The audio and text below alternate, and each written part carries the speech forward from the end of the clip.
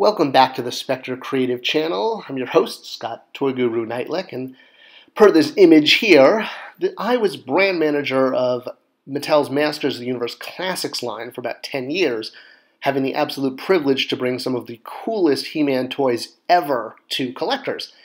And throughout my time on the line, and even today, doing Spector Creative on YouTube, I tend to get some of the same questions over and over again about the line.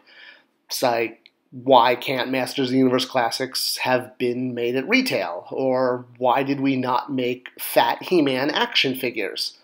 And of all the questions that I received, and the fact that I still receive them today, the number one is still, why didn't we make Blackstar Classics, either by itself or as part of Masters of the Universe Classics? And why didn't we do Bravestarr Classics, again, on its own or as part of MOTUC Classics? So let's take a look at those two properties and why fans were asking for this. So Blackstar is a Filmation animated series that premiered in '81, and it obviously has a lot of similarities to Masters of the Universe. You have a barbarian hero who battles a villain, and they each have half of a power sword. Very, very similar to MOTU. In fact, a lot of people think one ripped off the other, but it really was that they were developed completely independently by two different companies at the same time, and just happened to show up at market. It's one of those coincidences. Bravestarr, on the other hand, came a few years later. This was a cosmic cowboy in New Texas. So a space, not that space cowboy, not that, no, try not that space cowboy either. There we go, space cowboy, there we go. So he was an animated space cowboy, Native American by heritage, with some superpowers. He was originally developed as part of Filmation's Ghostbusters line, the first Ghostbusters. And Lou Scheimer liked it so much that he pulled him out and gave him his own series, and pulled him out of the Ghostbusters lineup. And much, again, like MOTU, a lot of similarities. Had a animal sidekick that he got into all sorts of adventures with, arm wrestling contests, etc., just like Masters of the Universe, He-Man with his dirt digging contests with Battle Cat, but, you know, talking animal sidekick. Everyone loves that, plus the cackling purple villain with a skull on his chest. Again, you can see why there are similarities between this property and Masters of the Universe, and it makes sense that fans of one or the other would be fans of one or the other. So the real question then is, why can't they just team up? If the properties have so much in common, and they were all made by Filmation, well, doesn't it just make sense? What is the common thread here? And that's what it really comes down to, is that Filmation link. All three of these properties had animated series done by Filmation. So the cartoon looked similar. All Filmation cartoons have a very similar look because they were all the brainchild of the same studio, headed by Lou Scheimer. So when it's like looking at Disney princesses from the 50s, 60s, and 70s. They all look similar, same studio. So while Bravestarr looked like he could just be in the Masters of the Universe world, or same thing, Bravestarr, all three of them looked like they could walk around together, they were three different shows. They also had three different toy lines. The Bravestarr toy line that came out in the mid-'80s was made by Mattel. Mattel was and is still one of the world's largest toy makers, and it makes sense that they would pick up a licensed toy line, which they did. This is not a toy line they created the way they created He-Man and the Masters of the Universe. This was a toy line that they licensed, just like they licensed DC or WWE or Disney Princess. Well, until they lost 2 of the 3 of those licenses, but you get the point. It is not a homegrown property the way G.I. Joe, Transformers, Major Matt Mason, Masters of the Universe is designed by a toy company, but a toy company paying to have the rights to make a cartoon show into a toy line. No different than, Star Wars or Marvel, DC. All of those are licensed toy lines. Same thing with Blackstar. Boy, yeah, I know, and even the names sound familiar. While aesthetically the cartoon absolutely looked like it could be part of the Masters of the Universe cartoon, it was its own IP and its own toy line. In this case, the toys were made by Galoob, but while Bravestarr was made by Mattel, Galoo's Blackstar toy line actually looked a lot more like a He-Man line, and part of that was deliberate because Masters of the Universe was the best-selling toy line in kind of 83, 84, 85 for the boys' action aisle, and the idea that another company, a competitor of Mattel, would want to make a toy line that might at first glance be almost mistaken for that, especially by a gift giver who's going to buy something for a young child and might grab a Blackstar figure. But legally speaking, all three of these properties are completely separate.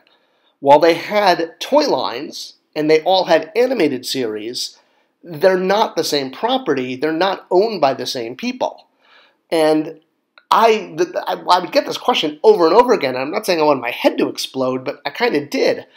Only to the point that when we would do, they would say, oh, well, you can make Batros. He was from the Filmation series. Why can't you make Bravestarr or Blackstar? They're all Filmation.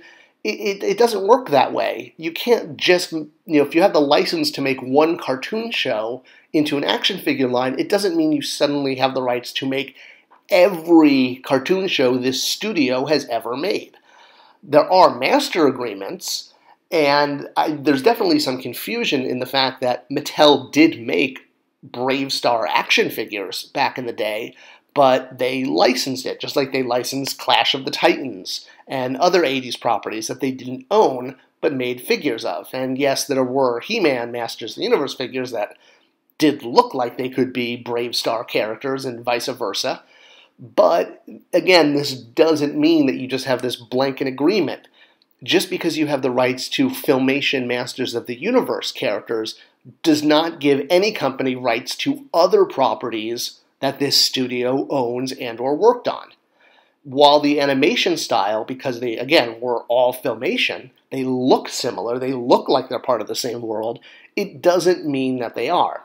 So, again, it doesn't mean that Mattel can now do Flash Gordon figures based on their Filmation series, just because they can make MOTUC Filmation, or Star Trek figures, which were also made by Filmation.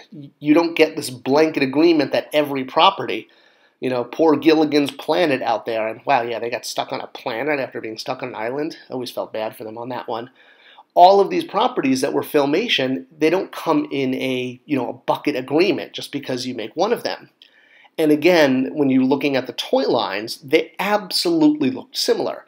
The Blackstar figures looked like MOTUC figures at a distance, and for someone who isn't into these properties, you could put some of these figures side by side and you might not be able to tell the difference and know which one's which.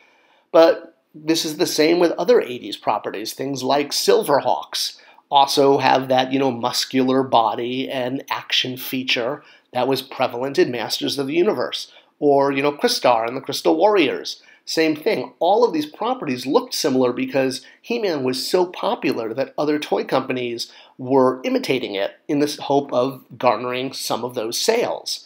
It really is the whole thing that imitation is the highest form of flattery. Many, many toy lines in the 80s were imitating the Masters of the Universe style. Some of them even got sued because of this. But the Warlord line from Remco, the DC line, was one of them. And yes, I know I'm not going to call it loophole, but there's references like this Bravestarr statue in a He-Man episode of Filmation. Did you catch it? You see it's right there in the background. Yeah, okay, this was just a little funny Easter egg that the animators did. This did not mean that Bravestarr was part of the He-Man universe. It was just, a studio Easter egg, a studio in-joke that they did once. And it's obvious why fans wanted to see this and made custom figures of both Blackstar and Bravestarr as if they looked like Masters of the Universe Classics figures. Classics was a great toy line, and it was designed for customization. That's why all the armor and heads were removable from day one. We wanted to encourage this. But at the end of the day, both Blackstar and Bravestarr are completely separate IPs. Just because they were produced by Filmation or maybe had a licensed toy line from Mattel or a toy line that looked like a Mattel toy line from Galoob, that doesn't make them available to do a crossover toy line just because Mattel, for Classics, had the rights to the MOTUC Filmation series. And yes, it could have been something like this, where it was DC versus MOTUC Classics, and actually getting the license for one of these and packing them together or, offering them, but that meant acquiring the license. And Matty Collector and MOTUC Classics was such a tiny drop in the bucket that there was just no way that Mattel was going to basically pay for the licensing right for these other obscure 80s properties just to make a few SKUs. The DC versus MOTUC one happened because Mattel already had the master license to make kid-friendly retail product for DC. So it was existing with Mattel. Blackstar and Bravestar are awesome properties, and it would have been great. But in the end of the day, it really is a pipe dream, and I hope this video explained logistically and legally why that can't happen. If you like this video and want to see more like it, please do give me a subscription, a like, a bell ring, a comment. I comment back on all of them, and that's all to help YouTube know to share it with other people. So it's all about sharing fun toy information. Thanks for watching, and I'll see you next time.